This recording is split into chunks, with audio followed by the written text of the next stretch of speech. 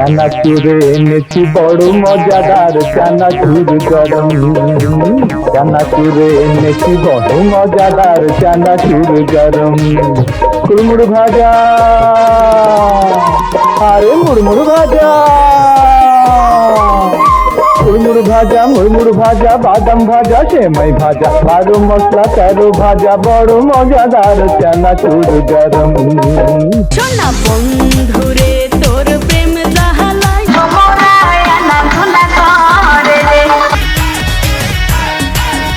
আরে দেখ না ও রসিয়া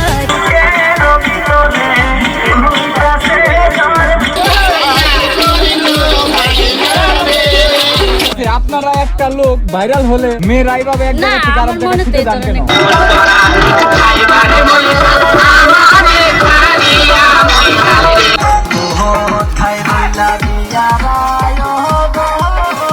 অভিনব কায়দায় চানাচুর বিক্রি করে ভাইরাল। সোশ্যাল মিডিয়ায় ভাইরাল হওয়া চানাচুরওয়ালার নাচের ভিডিওগুলো মূলত তাদের অনন্য ও মজাদার ভঙ্গিতে চানাচুর বিক্রির কৌশল। তারা বাউল গান, ফোক গান বা জনপ্রিয় সিনেমার গানের সাথে নেচে নেচে গ্রাহকদের আকর্ষণ করে। এই ভাইরাল ভিডিওগুলো মানুষকে আনন্দ দেয় এবং তাদের বিক্রির স্টাইলটিকে বিশেষ করে তোলে। নাই তাহলে না আপনার ইনশো দাবো কি মামা বললো যে টাকার দেড় লাগবো না। বাউল গান বা লোকসঙ্গীতের তালে তাদের নাচ ও মজার ছলে চানাচুর বিক্রি।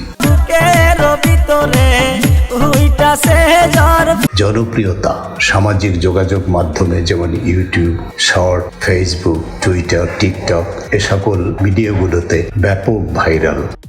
নাচিয়ে চানাচুর বিক্রেতাদের মধ্যে নির্দিষ্ট করে একজনের পূর্ণাঙ্গ পরিচয় পাওয়া কিছুটা কঠিন। কিছু ক্যাশপাতি চালান বানিয়ে আমি মনে করেন যে মাঠে ছেড়ে দিছি যে তুমি চানাচুর বিক্রি করবা, সংসার চালাবা।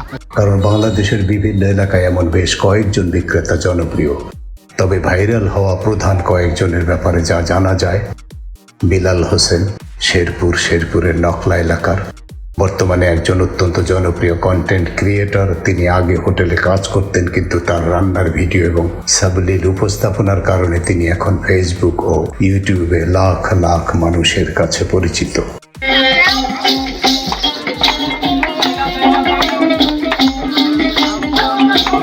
হিরো আলম অভিনেতা এবং বিতর্কিত, সবচেয়ে রাজনৈতিক অঙ্গনে আলোচিত হিরো আলম তার ক্যারিয়ারের শুরুতে বগুড়ায় চানাচুর বিক্রি করতেন। পরবর্তীতে তিনি মডেলিং এবং অভিনয়ের মাধ্যমে দেশ জুড়ে পরিচিতি পান।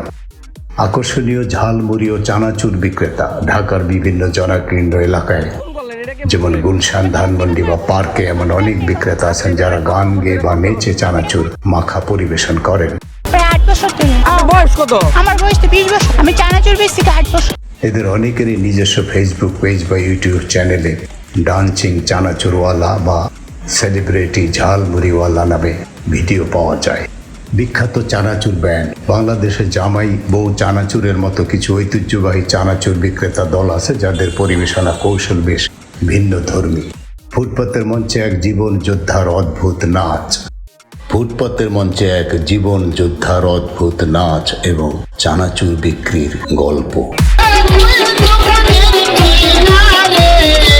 মানুষ বাঁচার জন্য কত কি না করে, কেউ কলম চালায়, কেউ কোদাল। কিন্তু আজ আপনাদের এমন একজনকে দেখাবো যিনি ফুটপাতকেই বানিয়ে ফেলেছেন তার নাচের মঞ্চ। তিনি কেবল চানাচুর বিক্রি করছেন না, বিক্রি করছেন এক ফালি আনন্দ। চানাচুর বানানোর দৃশ্য এবং নাচের ছন্দ। এই যে মানুষটি দেখছেন, এর কোনো এসি ঘর নেই কোনো বড় স্টেজ, মাথার উপর রৌদ্র আর পায়ের নিচে তপ্ত পিচ। পেটের দায়ে মেধা আর প্রজ্ঞাকে কিভাবে মিশিয়ে দিয়েছেন জীবিকার সাথে, তা না দেখলে বিশ্বাস করা কঠিন। এই যে ছন্দ, এই যে আনন্দ, এটি তো জীবনের আসল তেজ। শিল্পীর দর্শন, মানুষের ভিড় এবং তাদের হাসি মুখের দৃশ্য।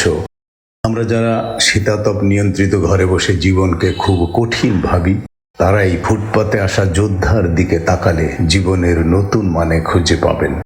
অভাব তাকে দমাতে পারেনি, বরং অভাব তাকে নতুন এক শিল্পী হিসেবে জন্ম দিয়েছে। অবাক লাগছে, তাই না? উপসংহার ও বিদায়।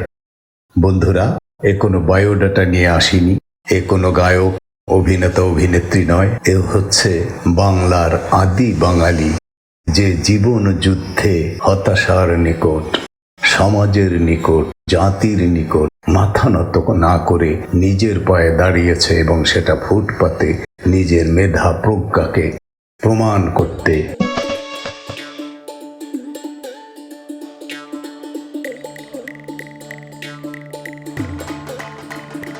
আমি ৭১-এর রণাঙ্গনে লড়াই দেখেছি, লড়াই করেছি, আজও দেখছি জীবনের রণাঙ্গনে এই হার না মানা মানুষের লড়াই। এই ভাইটি আমাদের শিখিয়ে দেয় হাসি মুখে অভাবকে জয় করা যায়। আপনার কি মনে হয়? কমেন্টে জানান। বন্ধুরা, এই ছিল বর্তমানে সাংস্কৃতিক কার্যকলাপের মাধ্যমে ব্যবসায়িক উদ্দেশ্যে জীবন নির্বাহের প্রয়োজনে চানাচুর বিক্রির অদ্ভুত এবং নব কৌশলের কিছু কথা। হ্যাঁ বন্ধুরা, আমি বৃদ্ধ মানুষ, আমার ভাঙা কণ্ঠের এই ভুল ত্রুটি উচ্চারণ সম্পন্ন প্রতিবেদন আপনাদের ভালো লাগলে সাবস্ক্রাইব করবেন, লাইক করবেন এবং আমার বাংলা উচ্চারণের ভুল ত্রুটি ক্ষমা করে দেবেন। ধন্যবাদ। আসসালামু আলাইকুম ওয়া রাহমাতুল্লাহি ওয়া বারাকাতুহু।